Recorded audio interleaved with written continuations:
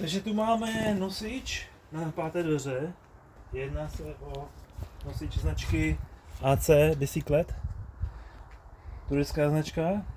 A k tomu máme ještě vychytávku. Tady tu tyč. Ta se prodává zvlášť. Je to právě na takovéhle dámské kola, kde je třeba jí nemožnost moc to přichytit. Takže k tomu se dá přijívat tady ta tyč. Tam to nejde moc chytně. Tady kola s tím je problém.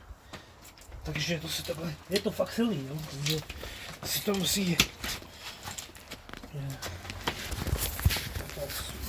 potom a je to vlastně taková pružina.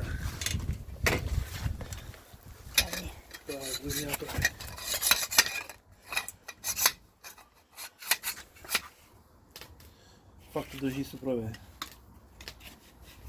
A zase se týče tady toho nosiče, firma vyrábí nosiče pro 3 kola. Tady to je typ Pro, ten je trošku masivnější, má tady masivnější tady ty uchyty, tady ty a vlastně jenom na 2 kola to je. Máte tady potom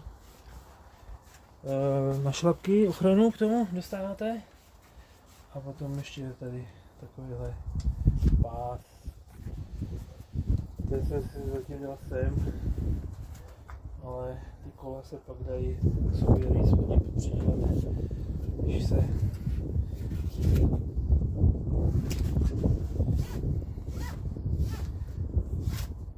jenom takový upozornění. Co? Výrobce ještě zdůrazňuje, je třeba u Škodovky, Octavie, jo, tam to někdy někdo chytil třeba za nějaký sklo nebo za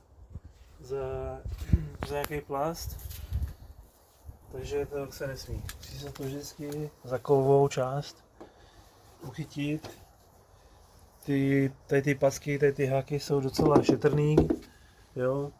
Vidíte, že to tady je taky takový jako takový polyuretan, jo, takže to je měkký. A nebezpečí u toho auta nehrozí, že by to nějakým způsobem tlačilo na to sklo. Tak takhle můžete vidět, tady to místě se to trošku zvedá tou váhou těch kol.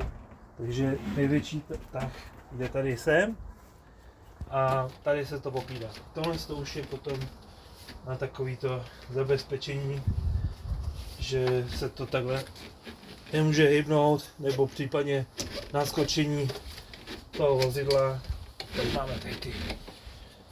A v Čechách byste měli mít taky zažádáno o 3. značku. Takže 3. značka se žádá na magistrátu a stojí to, je to nějaký poplatek 600 Kč.